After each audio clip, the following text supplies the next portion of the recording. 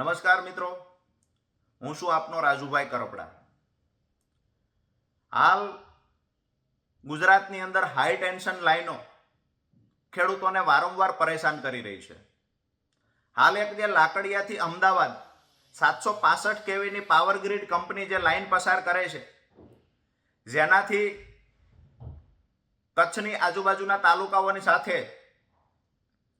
માળિયા તાલુકો હોય, હળવદ તાલુકો હોય, ધાંગધ્રા તાલુકો હોય કે અમદાવાદ સુધીના જે રૂટની અંદર તાલુકાઓ આવે છે, જે તાલુકાના ખેડૂતો એનાથી અસરગ્રસ્ત છે.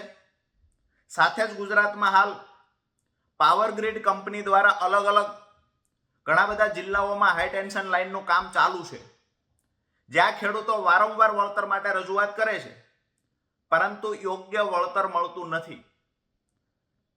હાલ જે લાકડિયાથી અમદાવાદ જે 765 કેવીની હાઈ ટેન્શન લાઈન પસાર થવાની છે, ત્યાં પણ છેલ્લા 1 વર્ષથી ખેડૂતો રજૂઆતો કરે છે. 4 મહિનાથી ધારાસભ્ય, સાંસદ સભ્ય, મુખ્યમંત્રી દરેકની ઓફિસના છેલ્લા 4 મહિનાથી તો ખેડૂતો ઓફિસોના દરવાજા ખટખટાવે છે કે ખરેખર અમને પૂરતું વ્યાજબી વળતર મળવું જોઈએ.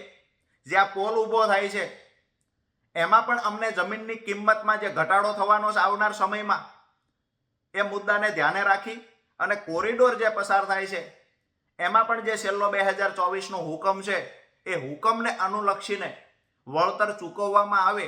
એ વળતરમાં પણ જે ખરેખર ગામવાઇઝ અલગ અલગ જમીનોની કિંમત હોય છે, બજાર કિંમત, આ કિંમતને સૌથી પહેલા મહત્વ આપવામાં આવે. આ મુદ્દે રજૂઆતો કરવા છતાં પરિણામ ન મળ્યું.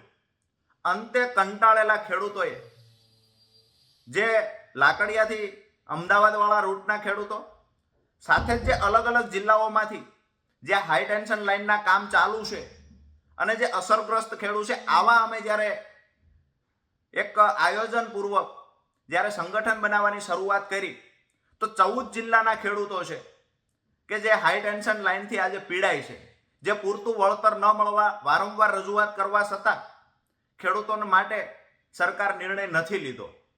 ત્યારે આ તમામ જિલ્લાના એટલે કે 14 જિલ્લાના ખેડૂતો આજે હળવદ તાલુકાના ધુડકોટ ગામે સાંજે 4 વાગે મળવાના છે.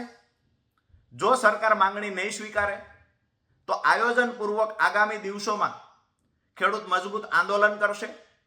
નમ્ર વિનંતી છે સરકારને કે તાત્કાલિક ધોરણે ખેડૂતોની જે માંગણી છે, કોરિડોરના નીચેનો જે પટ્ટો છે, એમાં જે હુકમો 2024માં લેટેસ્ટ હુકમ થયો છે એ મુજબ વળતર ચૂકવવામાં આવે.